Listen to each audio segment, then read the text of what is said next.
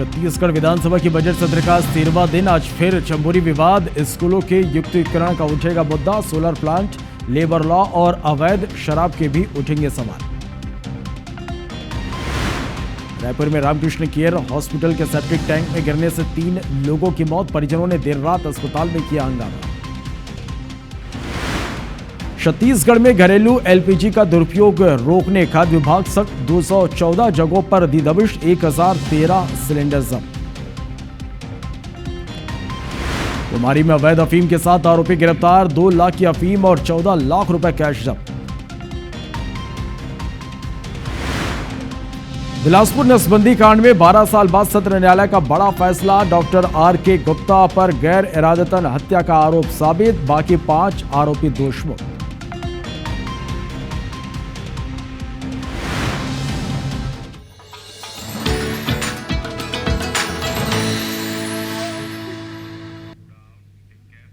चले बुलेटिन की शुरुआत करते हैं बड़ी खबर के साथ। राजधानी रायपुर से बड़ी खबर है, जहां रामकृष्ण केयर हॉस्पिटल में एक बड़ा हादसा हो गया। गटर की सफाई के दौरान 3 सफाई कर्मियों की मौत हो गई है। परिजनों ने देर रात अस्पताल में जमकर हंगामा किया।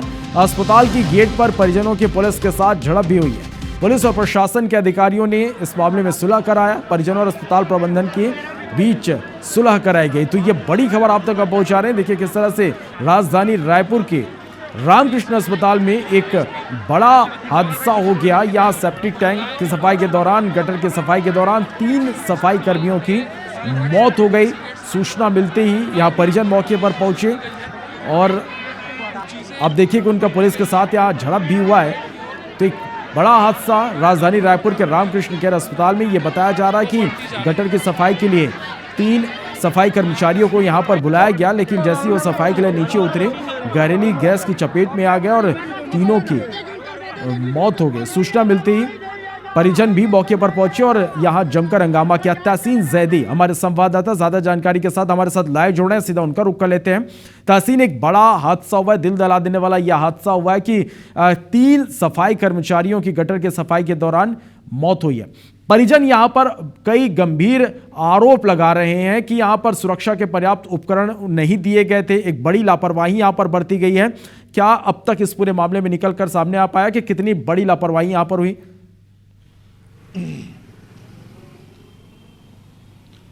देखिए, इसमें अगर बात करें तो लापरवाही तो पहले ही मिनट से शुरू हो गई। वो इसलिए क्योंकि अगर ये इसमें जो 3 जो कर्मचारी थे वो ठेका कंपनी के थे और वो यहाँ काम पे लगाए गए थे, तो यहाँ सबसे बड़ी गलती जो है वो ठेकेदार की है। क्योंकि लापरवाही भी अगर देखा जाए, क्योंकि अगर अस्पताल प्रबंधन से उसने अनुबंध किया है तो उसमें स्पष्ट लिखा होगा कि इसमें जो उपकरण हैं, जो सुरक्षा उपकरण हैं, वो देख के ही काम करवाया जाएगा। ये पहली बात। दूसरी बात ये है कि जब क्योंकि यहाँ पे ये देखिए, इसमें 4 लोग उतरे थे गटर में। जो एसटीपी सिस्टम था, जो सीवरेज ट्रीटमेंट प्लांट था, उसमें 4 लोग उतरे थे। 3 जो थे वो ठेका कंपनी के थे और 1 जो था वो अस्पताल प्रबंधन का था। तो अस्पताल प्रबंधन वाला जो था वो बाकायदा जो सुरक्षा उपकरण थे वो लेके वहाँ गया है। तो आप इससे यहाँ लगाइए कि शुरुआत जो हुई है, ये ठेका कंपनी की शुरुआत ये हुई है कि वहीं से गलती हो गई कि जब अगर वो काम करवा रहा है किसी से तो वो क्यों उपलब्ध नहीं करा रहा, जबकि इस बात का अनुबंध में निश्चित तौर पे होगा। क्योंकि ये हमेशा से अनुबंध जो कंपनी होती है उससे करार किया जाता है। क्योंकि इसमें यहाँ पे ये दूसरी बड़ी वारदात है छत्तीसगढ़ की राजधानी रायपुर में। इससे पहले भी जो अशोका बिरयानी तेलीबांधा में सेम केस ये उसी तरह से हुआ था, वहाँ भी उतारा गया था। यहाँ पे एक बड़ी लापरवाही एक ये सामने आई है कि ये जो बड़े अस्पताल होते हैं, बड़े मॉल होते हैं, यहाँ पे इस तरह के जो एसटीपी सिस्टम होते हैं वो ऐसी जगह बनाए जाते हैं जहाँ पे जो सक्शन मशीन, क्योंकि आजकल जो सक्शन मशीन है एसटीपी साफ करने की, चाहे वो प्राइवेट हो, सरकारी हो, छोटी हो, बड़ी हो, वो आजकल मार्केट में सब जगह उपलब्ध है। तो सक्शन मशीन से ही एसटीपी साफ किए जाते हैं। लेकिन यहाँ इस तरीके के जो मॉल हैं, जो अस्पताल हैं और जो बड़े कॉम्प्लेक्सेस हैं, वहाँ पे इतनी दूर बनाया जाता है, इतने पीछे बनाया जाता है कि वहाँ पे या तो जो गाड़ी है वो नहीं जा पाती, जो मशीन है वो नहीं जा पाती, जिसकी परिणति ये होती है कि उसमें मजबूरन इस तरीके के लोगों को उतारा जाता है। उतारने से वहाँ जो गैस जनरेट होती है उससे निश्चित तौर पे वहाँ पे उनकी मौत हो जाती है। अगर अभी जो रामकृष्ण केयर अस्पताल के जो मेन हॉल में जो मौत हुई है उसमें अभी तक अनमोल माझी, गोविंद सेंद्रे और सत्यम कुमार की इसमें मौत हुई है। और इसमें इस बात का आरोप परिजन लगा रहे हैं कि उनको यहाँ पे पहले तो बताया नहीं गया कि उनकी मौत हो गई, काफ़ी टाइम बाद उनको बताया गया कि उनकी मौत हो गई। पहले 2 की मौत बताई गई थी और एक का जेर इलाज इसी अस्पताल में करा जा रहा है, ये बात बताई गई थी। उसके बाद काफ़ी हंगामा हुआ।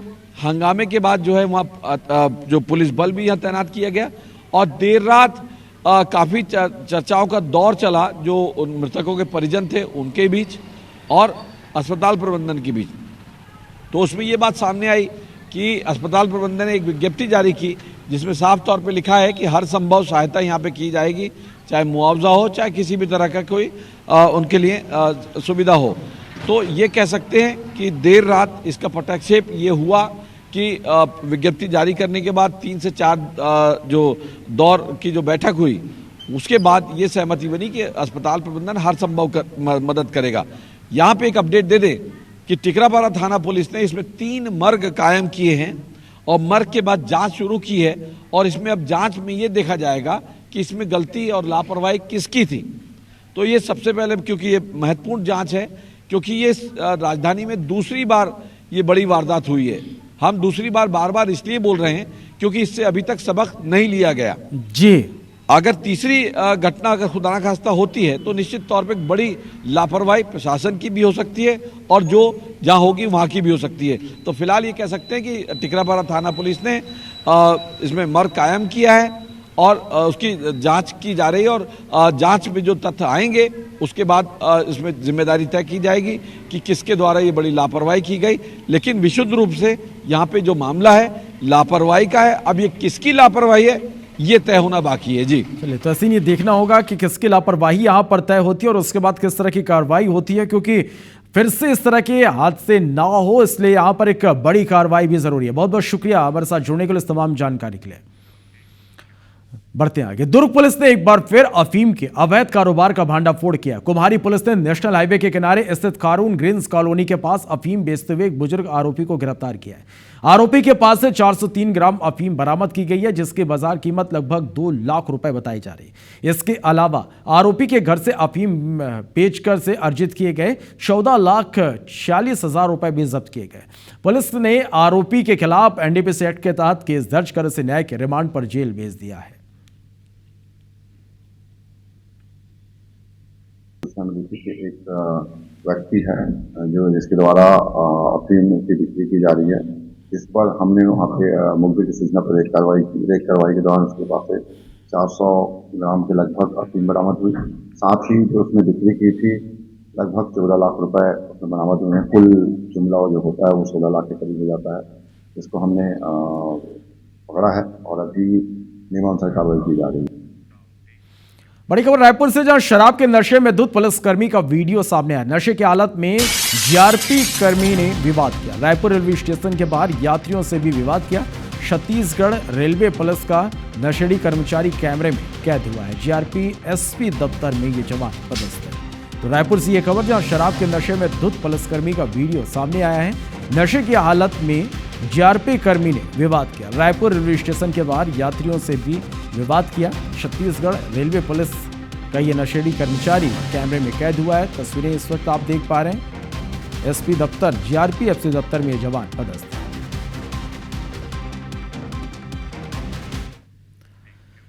रईसी दिखाने का चस्का युवाओं पर इन दिनों इस कदर हावी है कि युवा अपराध के दलदल में धंसते जा रहे हैं। बिलासपुर में एक चौंकाने वाली घटना सामने आई, जहां कुछ नाबालिगों ने थार गाड़ी में घूमने का शौक पूरा करने के लिए अपने ही घर में चोरी की वारदात को अंजाम दे दिया। इस रिपोर्ट को आप देखिए।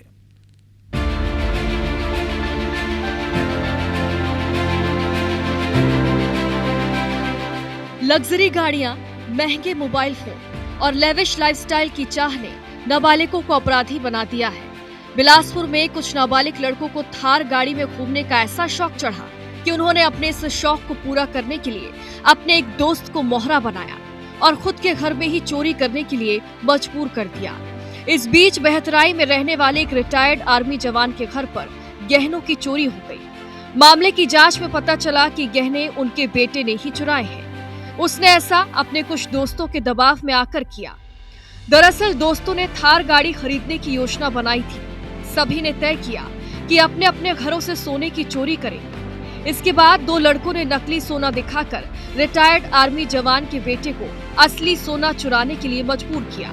जब उसने सोना चोरी कर लिया तो उसे और सोना लाने के लिए डराना और धमकाना शुरू कर दिया। इस तरह नाबालिग ने घर से करीब 15 तोला सोना और 200 ग्राम चांदी के जेवर पार कर दिए। पूरे प्रकरण में 8 आरोपियों की पहचान हुई है। इसमें 3 नाबालिग शामिल हैं, जबकि एक आरोपी फरार है, जिसकी तलाश की जा रही है। आरोपियों से चोरी किया गया पूरा सोना भी बरामद कर लिया गया है। अभी का माहौल को देखते हुए आज के पेरेंट्स लोग को इसमें अपने बच्चों के ऊपर विशेष ध्यान देने की जरूरत है कि वो अपने किन कैसे दोस्त यारों के साथ बैठ रहे हैं और अपना दिन कहाँ पे और कैसे व्यतीत कर रहे हैं, उनका लाइफस्टाइल क्या है। अगर उसको पेरेंट्स क्लोजली मॉनिटर किए तो इस तरह की घटनाओं से रोका जा सकता है। समय पे स्कूल जाएं आएँ, अनावश्यक कहीं पे घूमें ना फिरें। होटलिंग और इस टाइप के जो अयासी वाली चीज़ों पे अगर उनकी दिन कट रहा है तो यहाँ पे पेरेंट्स को जागरूक होने की जरूरत है। सोशल मीडिया में धाक जमाने की चाह ने युवाओं को जुर्म के रास्ते पर धकेल दिया है। इस घटना ने एक बार फिर सवाल खड़ा कर दिया है कि आखिर कम उम्र में बढ़ती दिखावे की होड़ युवाओं को किस दिशा में ले जा रही है। बिलासपुर से IBC 24 के लिए जितेंद्र धवायत की रिपोर्ट। और बड़ी खबर बिलासपुर से, जहां नियंत्रित होकर एक बाइक खंबे से टकरा गई, जिसमें बाइक सवार युवक की मौत हो गई। हादसे का लाइव वीडियो सामने आया है। सिविल लाइन थाना क्षेत्र का यह मामला है। तो ये बड़ी खबर है बिलासपुर से। तस्वीरें में आप तक पहुंचाएंगे। आप ये तस्वीरें देखिए कि किस तरह से एक बाइक अनियंत्रित होकर सीधे खंबे से जा टकराई और इस हादसे में बाइक सवार युवक की मौत हो गई। इस हादसे का लाइव वीडियो सामने आया जिस वक्त आप देख पा रहे हैं। सिविल लाइन थाना क्षेत्र का ये पूरा मामला है, जहां पर एक बाइक अनियंत्रित होकर सीधे खंबे से जा टकराई, जिसमें एक बाइक सवार युवक की मौत हो गई।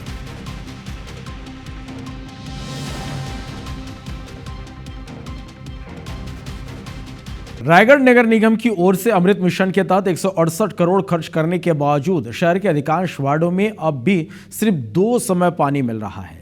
48 वार्डों में 24 घंटे जलापूर्ति का दावा 4 साल बाद भी पूरा नहीं हो सका है। कई इलाकों में लो प्रेशर और पाइपलाइन कनेक्टिविटी की समस्या बनी हुई है। इस बीच निगम ने चक्रधर नगर क्षेत्र में 24 घंटे पानी सप्लाई के लिए 17 करोड़ रुपए का नया प्रस्ताव तैयार कर स्वीकृति भी ले ली है। इसे लेकर विपक्ष में बैठी कांग्रेस ने सवाल उठाते हुए इसे पैसों की बर्बादी बताया। कांग्रेस का कहना है कि जिन वार्डों में पानी की कमी है वहां सुधार के बजाय पहले से बेहतर इलाकों पर खर्च किया जा रहा है। वहीं निगम अधिकारियों का दावा है कि सभी वार्डों में जलापूर्ति सुधार की प्रक्रिया जारी है और ट्रायल के आधार पर कुछ क्षेत्रों में 24 घंटे सप्लाई की तैयारी की जा रही है।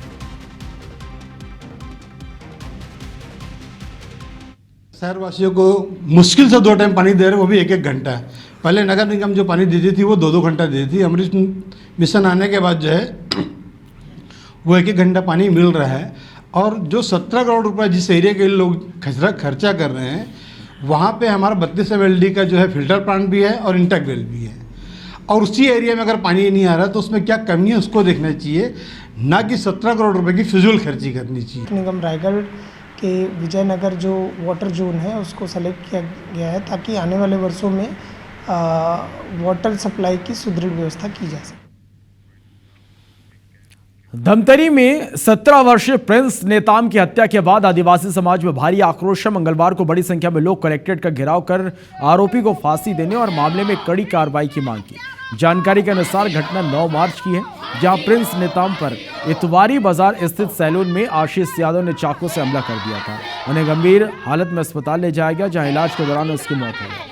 समाज का आरोप है कि मृतक की उम्र 17 साल होने के बावजूद उसे बालिग बताया जा रहा और आरोपी के खिलाफ SC/ST एक्ट की धाराएं भी नहीं लगाई गई। प्रदर्शन के दौरान जिला अस्पताल में एक आदिवासी युवती ने के आत्महत्या मामले में भी लापरवाही पर सवाल उठाए गए। पुलिस ने कहा कि दोनों ही मामलों में जांच जारी है और सभी पहलुओं को ध्यान में रखते हुए कार्रवाई की जाएगी।